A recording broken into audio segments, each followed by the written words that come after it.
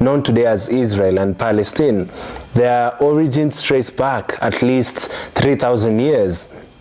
They are traditionally described in the Hebrew Bible, the Old Testament, as descendants of patriarchs Abraham, Isaac, and Jacob, whose name was changed to Israel.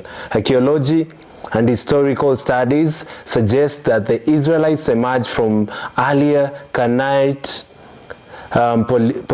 populations in the late Bronze Age. Religiously, Jews today trace their heritage back to the Israelites and see themselves as their descendants, particularly the tribes of Judah and Benjamin. Then there are Samaritans, a small community living mainly in Israel and the West Bank today, also claim direct descent from the ancient Israelites, specifically the northern tribes. Then we have the cultural and identity-wise. In modern times, some groups like the Black Hebrew Israelites believe that African Americans are the true descendants of the ancient Israelites, arguing that the biblical Israelites were people of African origin. Other communities like the Beta Israel of Ethiopian Jews have long-lasting traditions linking themselves to ancient Israel. So guys, I want you to watch this video of a white man trying to debunk this topic, and he was trying to explain that black men are the real Jews, the real Israelites.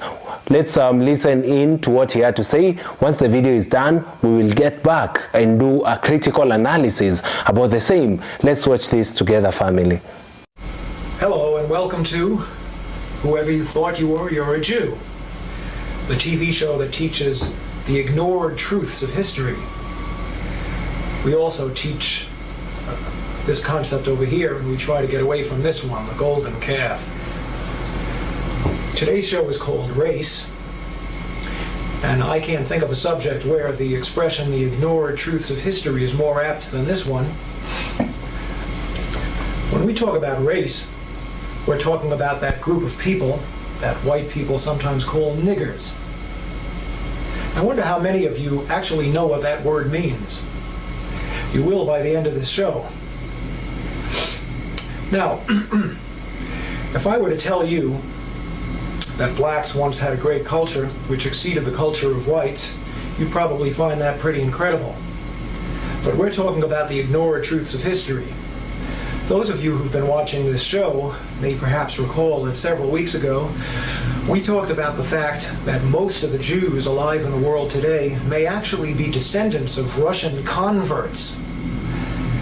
Now, Jews like to consider themselves to be descendants of Israel.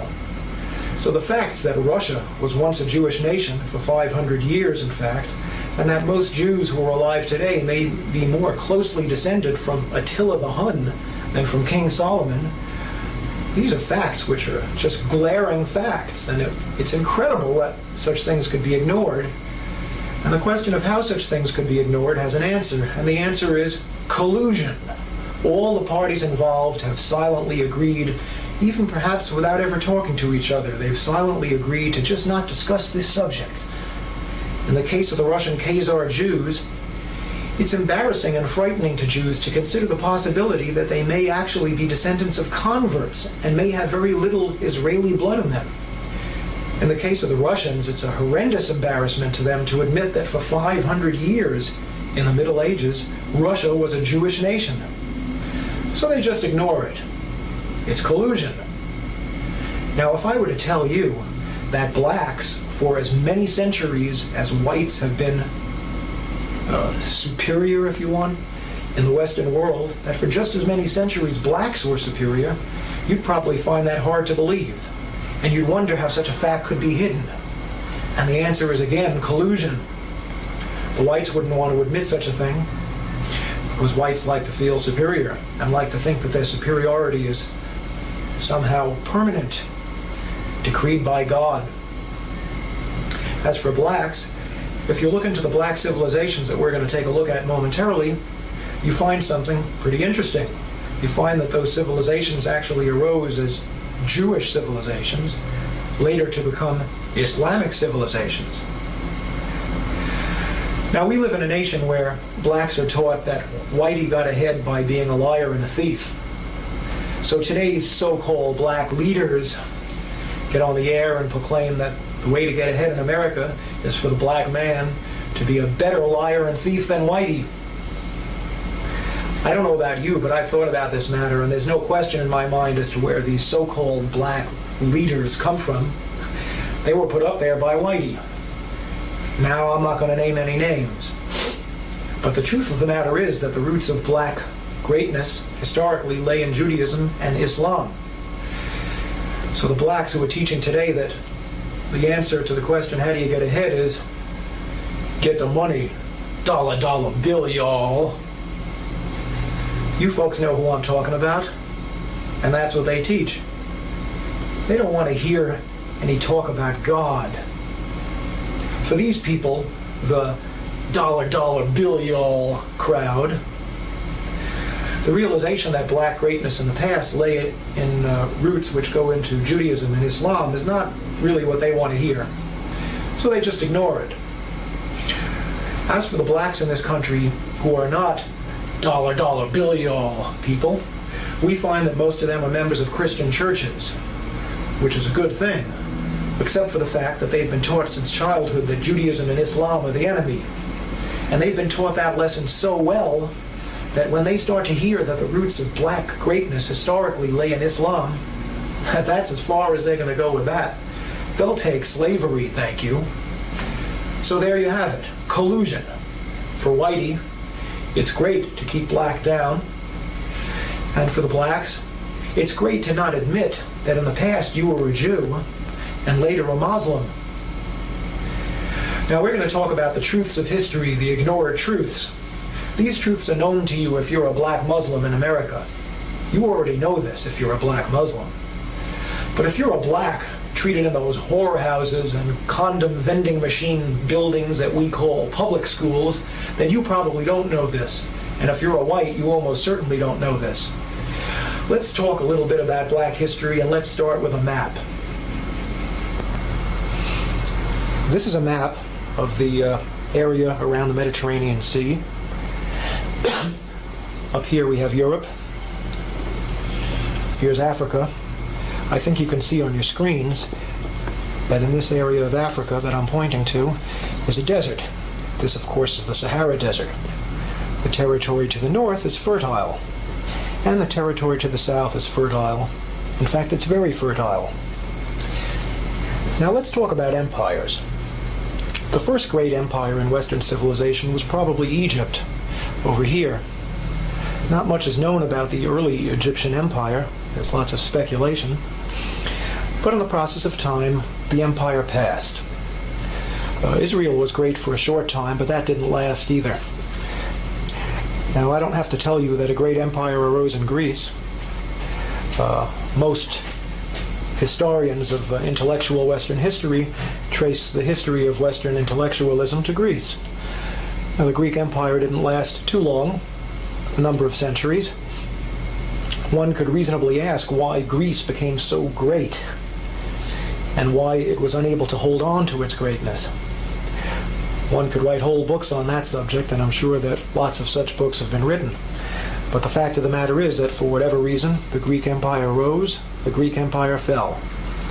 Subsequently, Western civilization moved over here to Italy.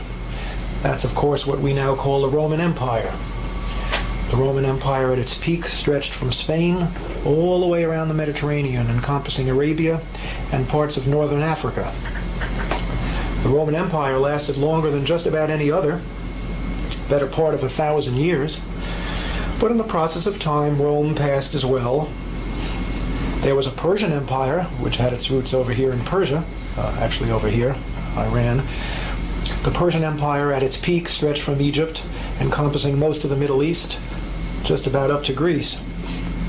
And the Persian Empire passed as well. The end of the Persian Empire came, I guess around the year 640 or so, when the armies of Muhammad began to conquer the Middle East, a process which was completed with lightning rapidity. So the next great empire was the Empire of Islam, an empire which, in many respects, has not ended to this day.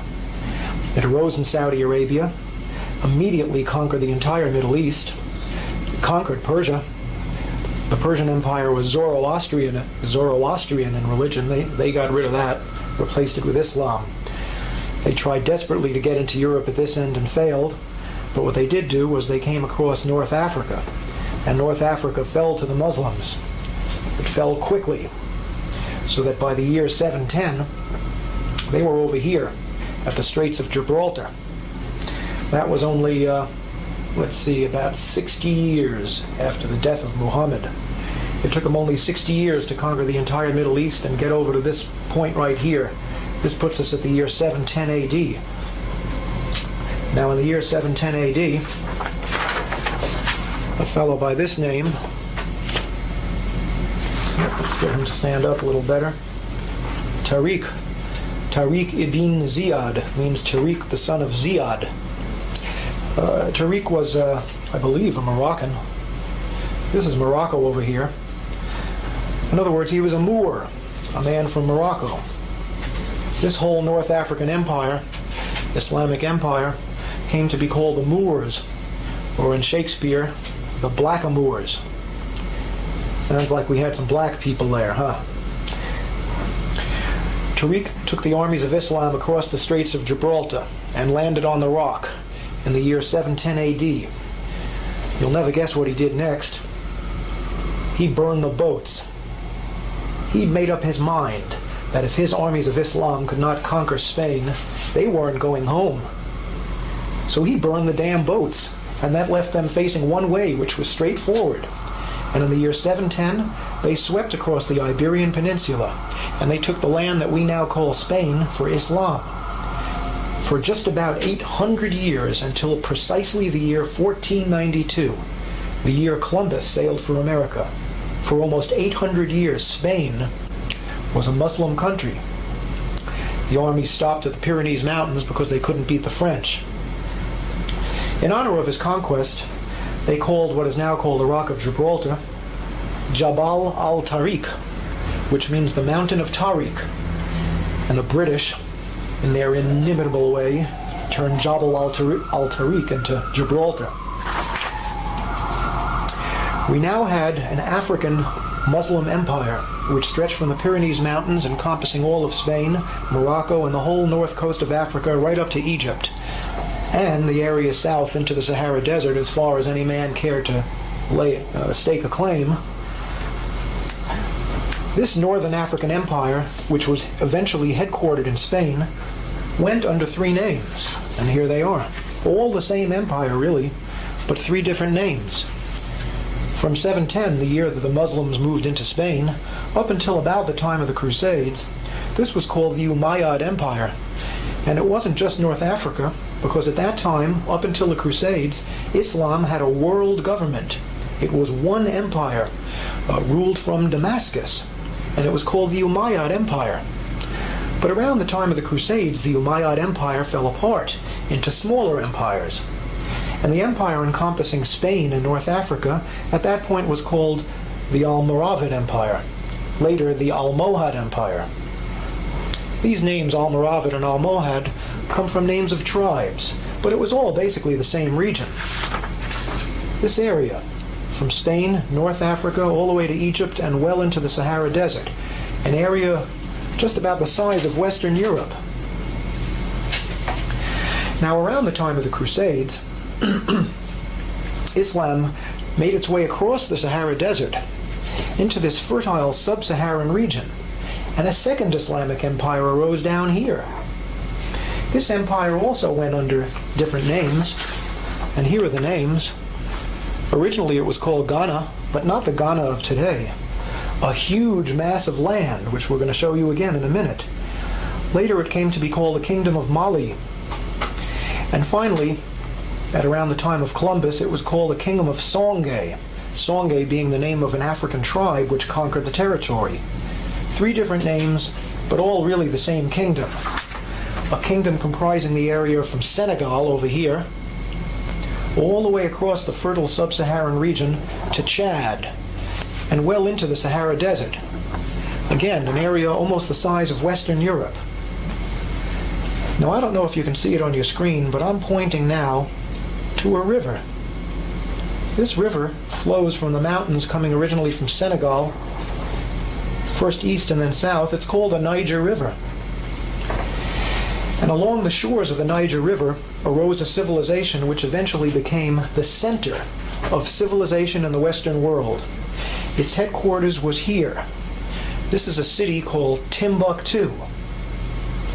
To those of you who are not familiar with this history, it might sound a little like a joke. Timbuktu. Timbuktu, at the time that Columbus sailed for America, was the center of Western civilization. Right here in the heart of Africa, on the shores of the Niger River. In other words, this was a city of niggers, some people would like to call them. But they outdid Whitey. Europe at this time was a mess. There was no real civilization to speak of. The Renaissance was just starting at the time that Timbuktu, down in the heart of so-called darkest Africa, was the center of world civilization. Sounds impossible, doesn't it? Not only is it possible, it was true. And if you don't believe it, look it up in any encyclopedia. Historians are another array with this. It's cult facts of history. Involves would just as soon not think about it. Now, before proceeding, I want to show you a few books. This book is called From Babylon to Timbuktu, written by Rudolph Windsor. I've spoken to Rudolph Windsor a few times. He's a great writer, and he takes the history of the sub-Saharan black empires as well as the northern Saharan black empires and makes them very readable. All the information in this book can be verified in any encyclopedia, but it's more interesting to read it here. Because Mr. Windsor is a sponsor of this show, we're going to be giving the address of his publishing company at the end. You can also obtain this book in many black bookstores or street stalls which cater to black books, although you won't necessarily be able to find this in Barnes & Noble. Great book.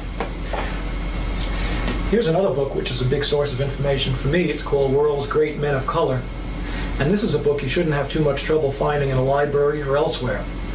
It was written by J.A. Rogers, one of the great black writers of the early 20th century. Finally, here's a book that I'd love to be able to talk about, but I doubt there'll be time. It's called The Sign and the Seal by Graham Hancock. It was a bestseller for its genre not too long ago. It tells the story of the Ark of the Covenant. And if you're like me, by the time you finish this book, you're going to believe, as the author believes, that the Ark of the Covenant is in Ethiopia, where it's been for thousands of years. That is, God, if Mr. Hancock is correct, gave the Ark of the Covenant to niggers. Think about that. Of course, a lot of people don't believe that. I'm not 100% sure it's true myself, but I'm about 90% convinced. In any event, I don't think we're going to have time to talk about the Ark today. Let's talk about Spain during the Middle Ages. I want to read something to you. I want to read you a little passage about Moorish Spain as Europe's cultural center. Although the white Christians of Spain deeply desired during this entire period to expel the blackamoors from their country, it is nevertheless an undisputed historical fact that medieval Spain was the cultural, educational, and scientific center of Europe. The Moorish kings lived in castles of highly polished marble, with elaborately carved walls and beautiful mosaic floors, while European kings lived in cold, damp castles of unfinished stone, crude by comparison. The streets of Spain's capital city, Córdoba,